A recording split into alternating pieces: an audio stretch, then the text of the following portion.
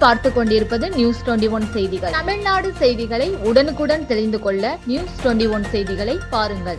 தருமபுரி மாவட்டம் பாலக்கோடு தாசில்தார் அலுவலக வளாகத்தில் ஆதிதிராவிடர் மற்றும் பழங்குடியினர் நலத்துறை சார்பில் பழங்குடியினர் தொல்குடி திட்ட சிறப்பு முகாம் திட்ட அலுவலர் அசோக்குமார் தலைமையில் நடந்தது. தாசில்தார் ரஜினி, தனி தாசில்தார் ஆறுமுகம், துணை தாசில்தார்கள் எழில்மொழி, உமாபதி, வட்ட வழங்கல் அலுவலர் செந்தில்குமார் ஆகியோர் முன்னிலை வகித்தனர்.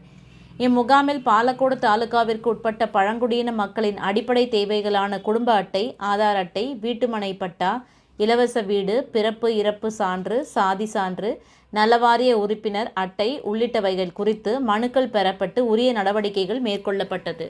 ராணிப்பேட்டை மாவட்டம் ஆற்காடு பேருந்து நிலையத்தில் மாதந்தோறும் பௌர்ணமி அன்று அன்னதானம் வழங்கி வரும் Sri Jothilingeswarar சிவனடியா Seva public charitable trust பல்வேறு ஆன்மீக பணிகள், பள்ளி மாணவ மாணவிகளுக்கு உதவி செய்தல், மரம் நடுதல், இரத்த தான முகாம் நடத்துதல், மருத்துவ முகாம் நடத்துதல், துப்புரவு பணியாளர்களுக்கு நலத்திட்ட உதவிகள் வழங்குதல் போன்ற எண்ணற்ற பொது சேவை பணிகளை செய்து வருகின்றனர். இதில் உதவி செய்ய விருப்பமுள்ளவர்கள் தொடர்பு கொள்ளவும். நிறுவன தலைவர் ஜெய் மாருதி சரவணன், எண் 3, ராஜ முதலியார் தெரு, ஆற்காடு, ராணிப்பேட்டை மாவட்டம்.